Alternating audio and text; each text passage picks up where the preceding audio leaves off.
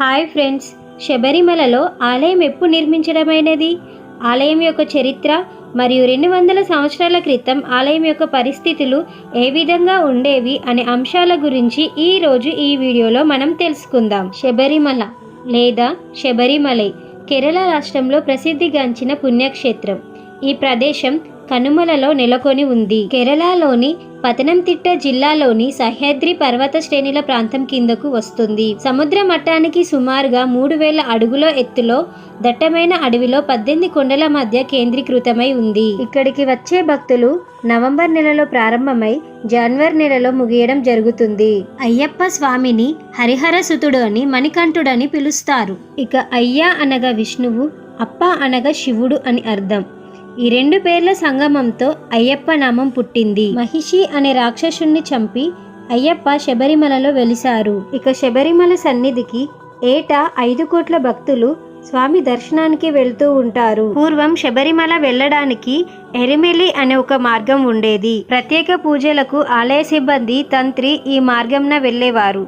పూర్తిగా అడవి ప్రాంతం కావటంతో అప్పటి నుండి బృందాలుగా వెళ్లడం ఆనవాయితీ. సుమారు 200 సంవత్సరాల క్రితం అంటే 1819 ఎక్కువ మంది శబరిమల యాత్ర చేశారని, ఆ సంవత్సరం ఆదాయం 7 రూపాయలు అని పాండల రాజవంశీల రికార్డులో ఉంది. 1907వ సంవత్సరంలో అయ్యప్ప దేవాలయంలోని పైకప్పు అంటే గర్భగుడి పైకప్పుని ఎండుగడ్డితో కప్పబడి ఉండేది.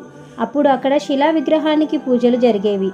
1907 నుండి 1909 మధ్య కాలంలో దేవాలయం అగ్నికి ఆహుతి కావడం వలన దేవాలయాన్ని పునర్నిర్మించినట్లు తెలుస్తుంది. ఈసారి స్వామివారి శిలా విగ్రహానికి బదులుగా అయ్యప్ప విగ్రహాన్ని పంచలోహాలతో తయారు చేసి ప్రతిష్ఠించారు. దీంతో శబరిమల యొక్క వైభవం పెరిగింది. 1935లో దీనిని తిరునాకూర్ దేవస్థానం బోర్డుకి అప్పగించడం జరిగింది.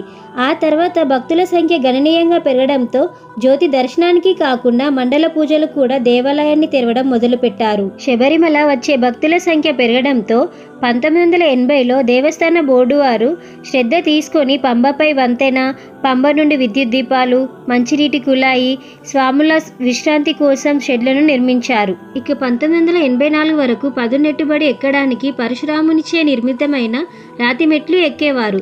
పడిని బట్టి ఆ మెట్లపై కొబ్బరికాయలు కొట్టి మెట్లు ఎక్కేవారు.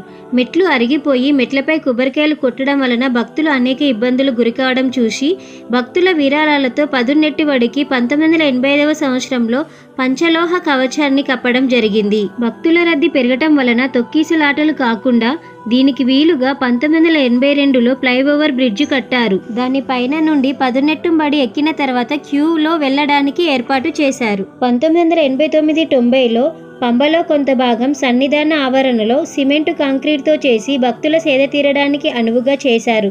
అక్కడ ఎక్కువగా కొత్త నిర్మాణాల వల్ల శబరిమల రూపురేఖలే మారిపోయాయి. ఇంకా బెంగుళూరులోని ఒక భక్తుడు గర్భగుడి పైన చుట్టూ బంగారు రేకులతో తాపనం చేయించడానికి పూనుకొని 2000వ సంవత్సరం పూర్తయ్యేసరికి శబరిమల స్వర్ణ దేవాలయంగా మారింది. సో ఇది ఫ్రెండ్, శబరిమల అయ్యప్ప స్వామి ఆలయం యొక్క చరిత్ర. నా ఈ వీడియో మీకు నచ్చినట్లయితే ఒక లైక్ చేసి మరిన్ని ఇలాంటి ఇంట్రెస్టింగ్ వీడియోస్ కోసం వెంటనే మన ఛానల్ని సబ్స్క్రైబ్ చేయండి.